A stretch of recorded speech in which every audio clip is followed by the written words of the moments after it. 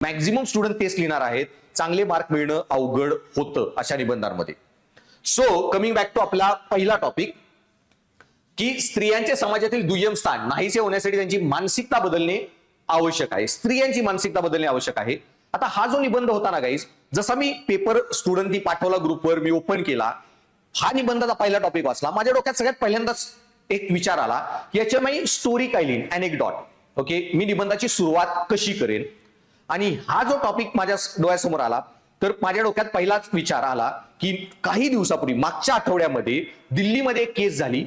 मी त्याच केसला अनेक्डॉट बनवलं असतं की ज्या केसमध्ये आई वडिलांनी स्वतःच्या 2 मुलींचा मर्डर केला आणि त्याच्यामध्ये एक मुलगी 3 महिन्याची होती आणि आम्ही डोस्याचं पीठ खाल्लं, ते डोसा आणला दुकानातून, डोसा खाल्ला आणि त्याच्यामुळं आमच्या चौघांना पॉइझनिंग झालं, त्या दोघी मेल्या.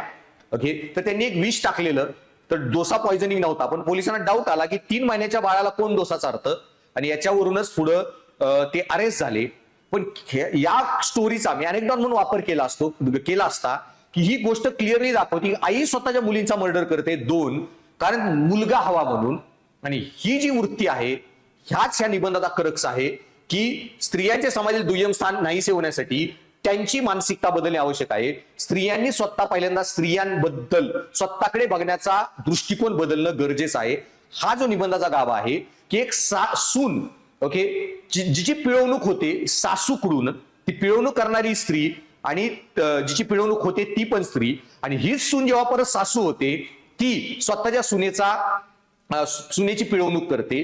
तर बाई स्त्रियाच बदलल्या नाही तर स्त्रियांकडे बदलण्याचा दृष्टिकोन कसा बदलेल जर तुम्हीच स्वतःकडे बदलण्याचा दृष्टिकोन बदलला नाही तर.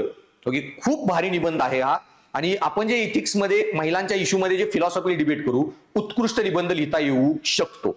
ओके, आणि याच्यामध्ये थोडा हायर लेवल लिहिला गेला तर एक फ्रेडरिक निशे म्हणून एक तत्वज्ञानी होता, त्याचं एक विचार होता जो तुम्ही इथे लिहू शकता.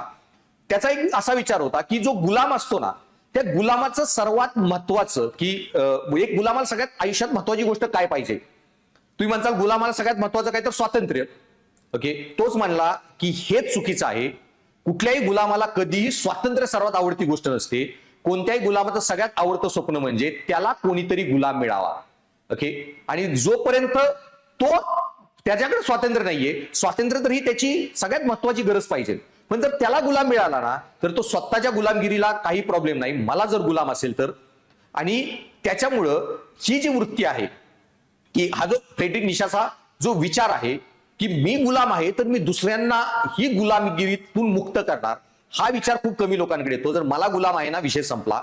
आता हा जो पॉइंट आहे ना सासू सुनेच्या बाबतीत की जोपर्यंत सुनीची पिळवणूक होतीये ना, ती सुनेला स्वातंत्र्याचं महत्व असतं, ओके, गुलामगिरीतून मुक्त व्हायचं असतं. पण जशी ती सासू बनते तिला कोणतरी सून मिळते, ती आता त्या सुनेच्या अधिकारांच्या विषयी लढायच्या ऐवजी त्या सुनेच्या अधिकारांवर स्वतःचे अधिकार गाजवण्याचा प्रयत्न करते. हेच निशेला म्हणायचं होतं आणि हाच इनडायरेक्टली एसेचाही क्रक्स आहे.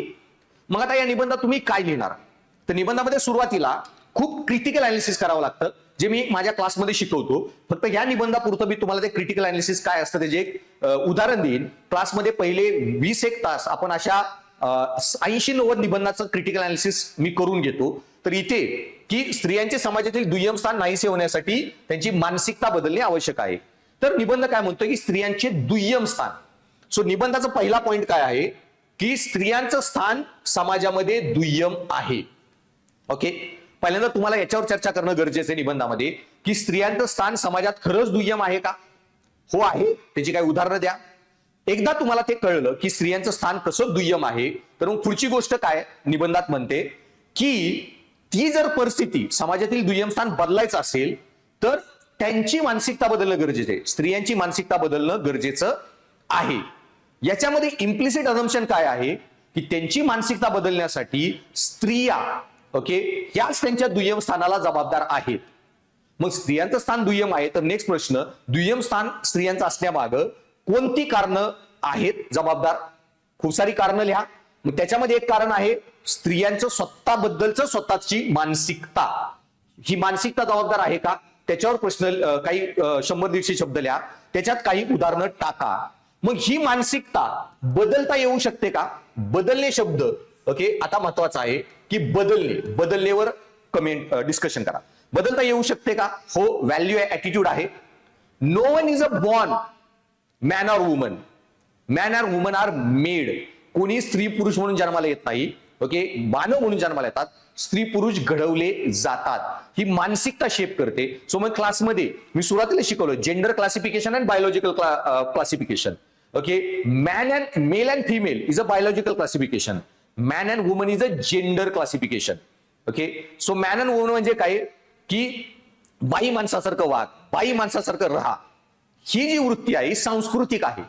हा, स्त्रिया बाळ कॅरी करू शकतात, स्त्रियाच आपल्या पोटात गर्भ वाढवू शकतात, बाळ वाढवू शकतात. हे बायोलॉजिकल आहे, याच्यामध्ये काही करू शकत नाही आपण. हे बायोलॉजिकल डिफरन्स झाला.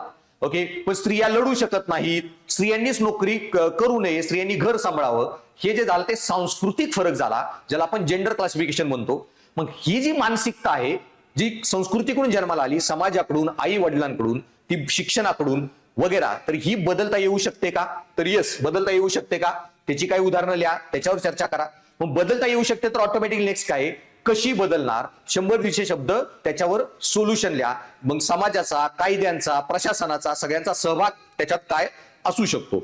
बरं, मग हे बदललं, ओके, मानसिकता, तर खरं स्त्रियांचं दुय्यम स्थान बदलणार आहे का? ओके, तिथं नेसेसरी सफिशियंट हायपोथेसिस येतो, तो तुम्ही इथं लिहिणं गरजेचं आहे. आणि तो लिहिल्यानंतर मग कन्क्लुजनला तुम्ही जाऊ शकता. सो 8-10 डायमेन्शनवर तुम्ही खूप सखोल, डिटेल, प्रॉपर अनालिटिकल एसे लिहू शकता. आणि आपल्या क्लासमध्ये 12-15 तास आपण महिलांच्या इश्यूवर जी चर्चा केलेली, त्याच्यातला डेटा तुमच्या सोबतीला असेल तर हा निबंध तुम्ही परफेक्ट, एकदम उत्कृष्ट निबंध लिहू शकता.